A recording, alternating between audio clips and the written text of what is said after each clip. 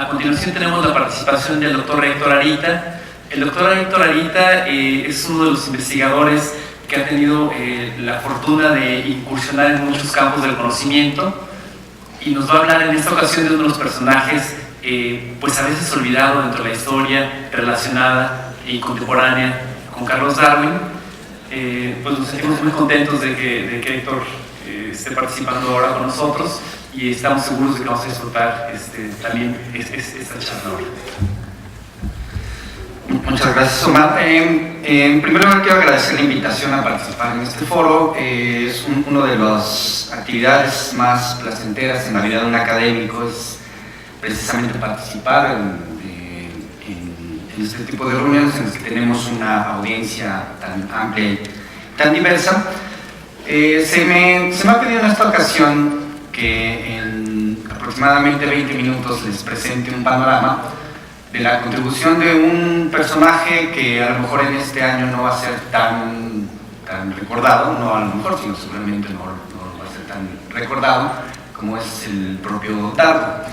Durante todo este año vamos a escuchar mucho acerca de Darwin, vamos a escuchar sobre la teoría de la evolución por selección natural. Por supuesto, hay esta coincidencia del bicentenario del nacimiento de Darwin y la coincidencia que justo a los 50 años escribió su obra más importante, de tal manera que se cumplen también 150 años de la publicación de su obra. Y a lo largo de este año vamos a escuchar mucho sobre este personaje Darwin. Ya hemos escuchado algunos pasajes de su vida y vamos a seguir escuchando mucho sobre él. Vamos a escuchar mucho menos sobre otro personaje que es muy importante también, que es el que está a la derecha en la pantalla, y es Alfred Russel Wallace. La siguiente imagen, por favor. La vida de Darwin y de Wallace se intersectan en muchos puntos. Darwin era 14 años más grande que Wallace y tuvieron vidas muy diferentes. Ya nos platicaban acerca del ambiente político, el ambiente intelectual, cultural de la época que le tocó vivir a Darwin. Darwin estaba muy compenetrado en estas actividades intelectuales en la Inglaterra victoriana, y la vida de Wallace pues, fue muy diferente en muchos sentidos, aunque al final hubo algunas convergencias. A diferencia de Darwin, Wallace nació en una familia más bien de clase media, que además perdió gran parte de su riqueza, de sus posesiones, de tal manera que Wallace no tuvo la oportunidad en su infancia, en su educación, de tener acceso a los círculos intelectuales de Inglaterra. Wallace nació en 1823, como les decía, nació 14 años después que Darwin, y marco ahí en verdes la línea de vida de Darwin, en rojos la línea de vida de Wallace, y marco ahí los dos viajes más importantes en la vida de Wallace. Bueno, primero el viaje de Darwin, del cual ya se habló bastante, el viaje del Beagle. Vean cómo es apenas una pequeña porción, son 5 años en la vida de Darwin, en la larga vida de Darwin. En el caso de Wallace hay 2 viajes que fueron fundamentales en cómo se forjaron las ideas de Wallace respecto a la evolución. El primero de ellos es un viaje a Sudamérica en compañía de otros naturalistas, en particular de Bates, es uno de sus acompañantes. Fueron 4 años en Sudamérica y posteriormente cerca de 7 años en el archipiélago malayo. Lo que me llamó la atención al construir estas líneas fue que en realidad estos viajes que fueron tan relevantes en la vida de estos 2 personajes constituyen apenas una pequeña fracción en la vida de ellos. Entonces esto me hizo reflexionar acerca de varias cosas respecto a cómo en realidad en el gran contexto de la vida de las personas, pues unos pocos años pueden ser tan determinantes. Y ahorita vamos a ver cómo estos viajes de Wallace forjaron su pensamiento evolutivo. La siguiente imagen, por favor. Darwin y Wallace mantenían una constante comunicación por correo, pero no se conocían, y en 1858 tuvo lugar un episodio muy interesante en la historia de la ciencia. La siguiente, por favor. Y este episodio fue que Wallace, estando en una pequeña isla llamada Ternate, que les voy a mostrar el mapa para enseñarles dónde se encuentra este lugar, escribió un manuscrito, que está el nombre en inglés aquí abajo y que lo podemos traducir como sobre la tendencia de las variedades a divergir indefinidamente desde el tipo original. Y escribe en este ensayo diferentes partes en las que claramente se manifiesta sus ideas sobre la evolución. Aquí copio una cita. Hemos demostrado que hay una tendencia en la naturaleza hacia la progresión continua de ciertas clases de variedades, más y más lejos del tipo original. La que sigue, por favor. Como les decía, Wallace estaba en esta pequeña isla, en este islote llamado Ternate. Esta es una imagen de un libro en 1726. La que sigue, por favor. Esta isla se encuentra en el archipiélago malayo. Vamos a hacer un zoom a ese cuadrito. La que sigue, por favor. Por cierto, las islas que están ahí en el centro son las Célebes, que es donde ocurrió el terremoto de ayer o de hoy en la mañana, pues escucharon las noticias. Vamos a hacer otro zoom ahí en ese cuadrito para finalmente encontrar la pequeña isla de Ternate, que es parte de las llamadas Islas Molucas, que en el siglo XIX todavía, bueno, en el siglo XIX ya me he perdido algo de su importancia. Fueron muy importantes porque originalmente en estas pequeñas islas era el único lugar en donde se podía encontrar clavo, la especie. Entonces eran muy importantes para el comercio, sobre todo de los holandeses. Pero, ¿qué estaba haciendo Wallace en este pequeño islote? Bueno, la historia en realidad comienza años atrás. La que sigue, por favor. Durante los viajes de Wallace, como un naturalista en sus años 20 de edad, hacia Sudamérica, y Wallace emprendió estos viajes hacia Sudamérica, en particular a la cuenca del Amazonas. Él se mantenía como colector de ejemplares, pero no era un colector en el sentido científico como los conocemos actualmente, sino básicamente, perdón que lo ponga de esta manera, pues era un traficante de especies, en una época en la que esta actividad, por supuesto, no estaba prohibida, no había ninguna reglamentación, y lo que hacía Wallace era viajar, colectar innumerables especímenes, sobre todo de aves exóticas, de insectos vistosos, algunos tipos de plantas, y enviaba todas sus colecciones a Inglaterra, donde tenía un agente que se encargaba de distribuirlos y venderlos.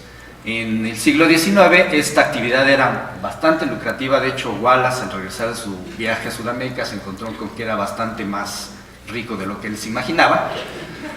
Pero lo importante de este viaje, y esta es una de las lecciones que probablemente durante este año vamos a repetir una y otra vez, al igual que Darwin, Wallace aprovechaba estos viajes para hacer minuciosas observaciones sobre la naturaleza. O sea, no se limitaba solamente a hacer sus colectas, sino se daba cuenta de patrones que se repetían en el espacio y en el tiempo.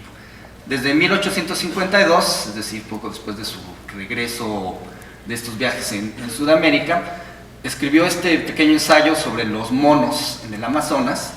Y lo que Darwin encontró al hacer observaciones en el Amazonas es que los grandes ríos en esta región de la cuenca del Amazonas funcionan como barreras hacia ciertas especies. En particular, por ejemplo, el río Negro, uno de los tributarios del Amazonas. Si ustedes van a una de las orillas de este río Negro, van a encontrar cierto tipo de monos araña, por ejemplo, o de monos tití. Si ustedes van del otro lado del río, van a encontrar formas muy parecidas a las que se encuentran del otro lado del río, pero ciertamente diferentes. Entonces Wallace se dio cuenta de estos patrones y escribió, por ejemplo, lo que se cita aquí. Se preguntaban en esa época: ¿alguna vez se encuentran las especies cercanamente relacionadas, separadas por un intervalo amplio de terreno? Lo que en realidad él trataba de decir en este ensayo es justamente lo contrario. Las especies emparentadas se encuentran generalmente muy cercanas entre sí geográficamente, pero separadas por pequeñas barreras. La que sigue, por favor.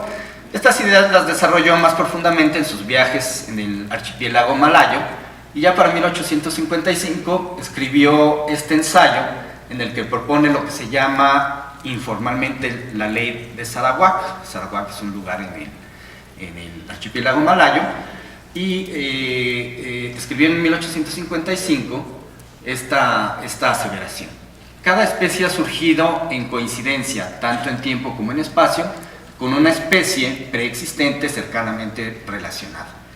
Entonces vemos aquí que esto ya es una afirmación completamente evolutiva y que tiene mucho que ver con las ideas sobre el surgimiento del origen de las especies. La que sigue, por favor.